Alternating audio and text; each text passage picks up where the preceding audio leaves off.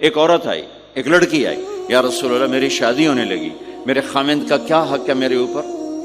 دونوں طرف کی میرے نبی نے زندگی سکھائی۔ میرے نبی نے فرمایا تیرے خامند کے جسم پہ پھوڑے نکل آئیں، پھوڑوں میں گندا پانی جمع ہو جائے، پیپ جمع ہو جائے، اور تو زبان سے چاٹ چاٹ کے اس کے زخموں کو دھوئے، تو بھی تو نے اپنے خامند کا حق ادا نہیں کیا ہے۔ دوسرا، لائف کو بیلنس کیا میرے نبی نے کہ ایک گھر کیسے چلتا ہے اور کس طرح خوبصورت بنتا ہے، وہ میرے نبی کے اخلاق ہیں۔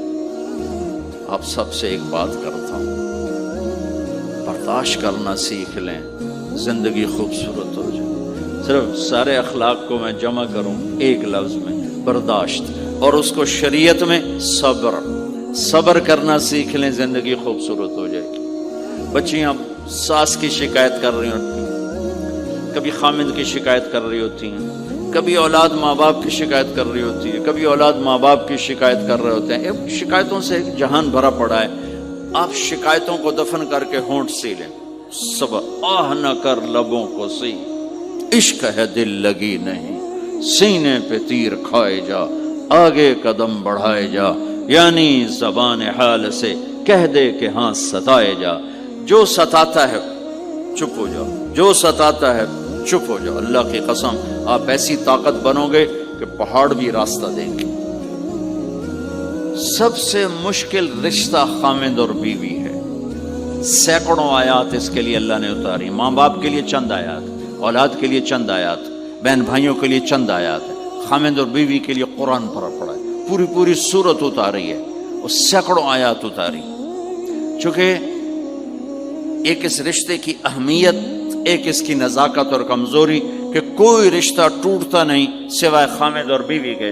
میں ماں کا بیٹا ہوں، باپ کا بیٹا ہوں، اچھا ہوں یا برا ہوں، انہی کا۔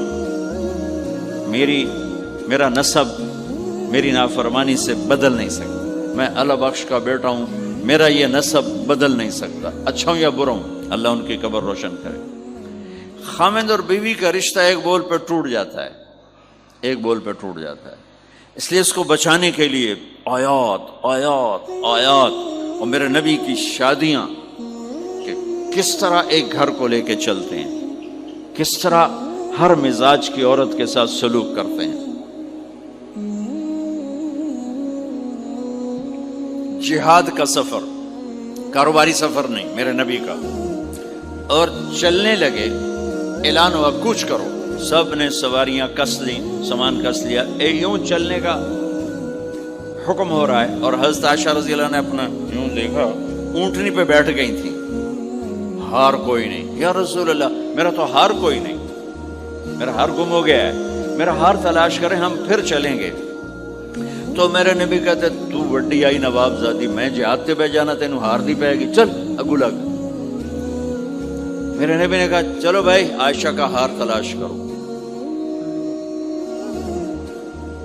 اللہ کی قسم میں جب یہ واقعات پڑھتا ہوں یا سناتا ہوں، میں خود حیرت میں ڈوبا ہوتا ہوں کہ کیا کر دیا میرے نبی نے۔ جہاد کا سفر، اور میرے نبی کا ہار تلاش کرو بھائی، اب سارے ہار تلاش کر رہے ہیں۔ کچھ دن چھپ گیا، اور ہار کی تلاش تو بند ہو گئی، اور سفر بھی بند، چونکہ اندھیرے میں کہاں جائیں گے۔ اور آپ کے ماتھے پہ شکن، عائشہ تیری وجہ سے ساری مصیبت ہے، اللہ دے بندی تو ہار دے مگر پہ گی، کیڑی گل ہے یار دی۔ ایک لفظ نہیں فرمایا، سارے قافلے نے قیام کیا۔ عشاء تک تو پانی تھا، وضو کا پانی ختم ہو گیا، عشاء مغرب عشاء پڑی اکٹھی تو پانی ختم ہو گیا۔ اب پانی ختم ہو گیا تو فجر کی نماز آ رہی ہے، پانی کوئی نہیں ہے، تو سارے صحابہ نے ابو بکر پہ چڑھائی کی، ویکھے تیری دھی دے مگر ساڑے نال کی بنی، ہن اسی نماز کی میں پڑھنی ہے، پانی تو ہے نہیں، تو وضو کی میں کرنا ہے۔ اب ابو بکر کو غصہ چڑھا، ایک دم، وہ تو باپ تھے، وہ گھس گئے خیمے میں۔ آگے دیکھا تو اللہ کے نبی اما عائشہ کی گود میں سر رکھ کے سوئے ہوئے تھے، اور اما جی ایسے بیٹھی تھی، آپ کو سارا دیکھ رہی ہوں۔ اب بولیں تو خطرہ ہے آنکھ کھل جائے گی، اور غصہ بھی چڑھا ہوا ہے، باپ بھی ہیں، تو اب مجھے دیکھو کیا کر رہے تھے۔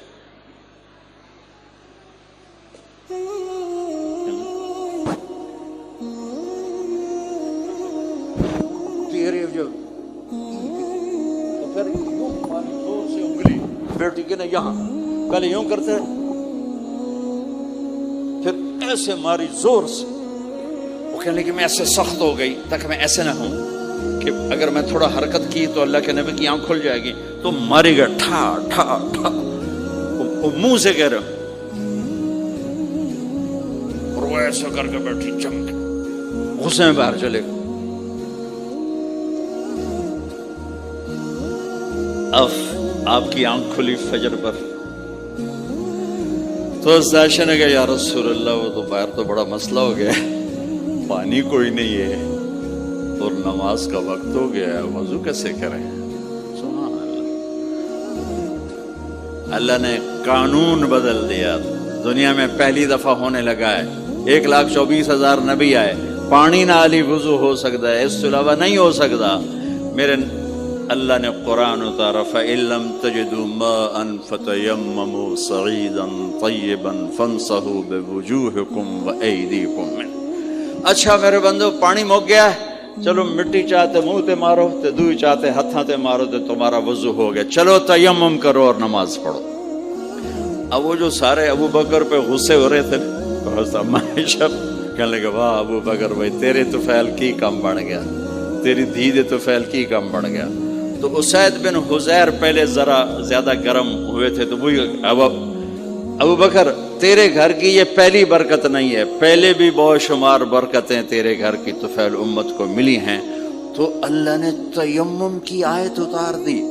حضرت عائشہ کو ڈانٹ پلانے کی آیت نہیں آئی کہ میرے نبی تیری بیگم کے ہار کی وجہ سے میرے دین کا کام رک گیا اور میرے بندوں کی نماز خراب ہو گئی اور ان کو پانی سے محروم ہونا پڑا. میں قربان جاؤں اپنے رب پر, اپنے حبیب پر, اس ماں عائشہ پر.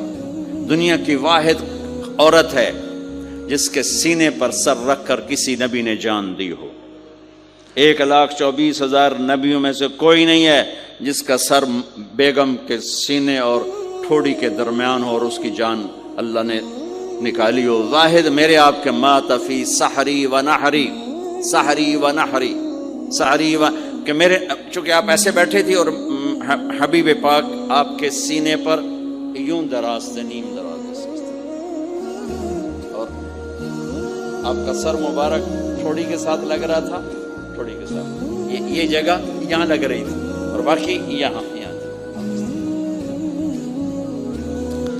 اور واحد خاتون ہے جن کا حجرہ کسی نبی کی آرام گاہ بنا, ابدی آرام گاہ بنا. واحد اماں عائشہ ہیں جن کے حجرے کو اللہ نے کسی نبی کے آرام گاہ بنایا.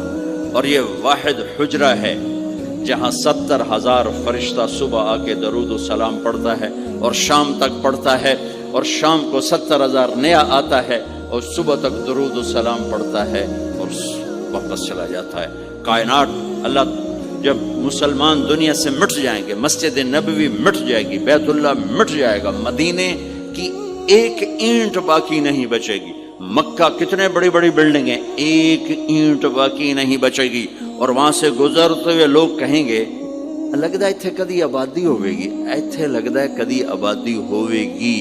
یہ زبانوں پہ ہوگا.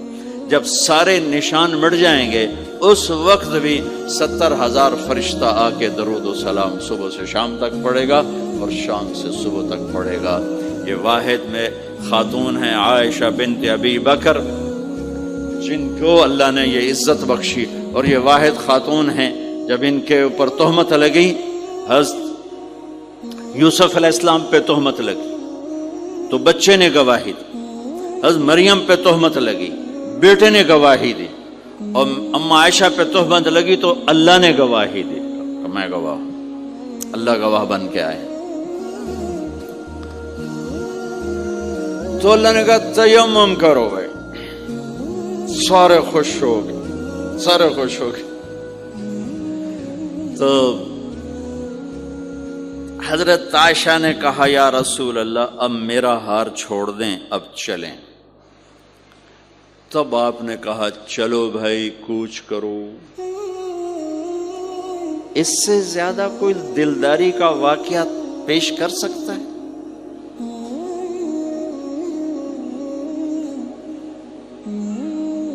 سبحان اللہ. اور جب اونٹنی کو اٹھایا گیا وہ ہار کا دھاگا ٹوٹا اور پھسل کے اونٹنی کے نیچے چلا گیا. وہ سارے کھبے سجے ویندے رہ گئے, ہار نیچے پڑا تھا. جب اونٹنی کو اٹھایا تو ہار نیچے سے نکلا. صاحب نے کہا لے بھی عائشہ ہے تیرا ہار بھی لب گیا. یہ دلداری ہے میرے نبی کی, یہ ہمیں سکھا. کہیں عورتوں کی بدتمیزی بھی انتہا کو پہنچی ہوتی ہے, وہ اپنے گھر اجاڑ دیتی ہیں اپنی زبان کی شدت کی وجہ سے, اپنی بد اخلاقی کی وجہ سے. لیکن جو کوئی زیادہ معاملہ مردوں کی طرف سے خراب ہوتا ہے تو شریعت نے بھی اس کو زیادہ بیان کیا اور میرے نبی نے بھی اس کو اجاگر کیا. اور میرے نبی کی آخری تقریر, آخری خطبہ حجۃ الوداع کا صرف ایک رشتے کو بیان کیا, صرف ایک رشتے کو بیان. ہم کتنے رشتوں میں جکڑے ہوئے ہیں, ماں باپ, بہن بھائی, چاچا تایا, خالہ خالو, دادا دادی, نانا نانی, ساس بہو, کتنے ہم رشتوں میں جکڑے ہوئے ہیں. میرے نبی نے صرف ایک رشتے کا حق بیان کیا, استوصوا بالنساء خیرا, میں تمہیں تمہاری بیویوں کے بارے میں وصیت کر رہا ہوں, ان کے ساتھ اچھا سلوک کرنا. صرف ایک رشتے کو بیان کرنا.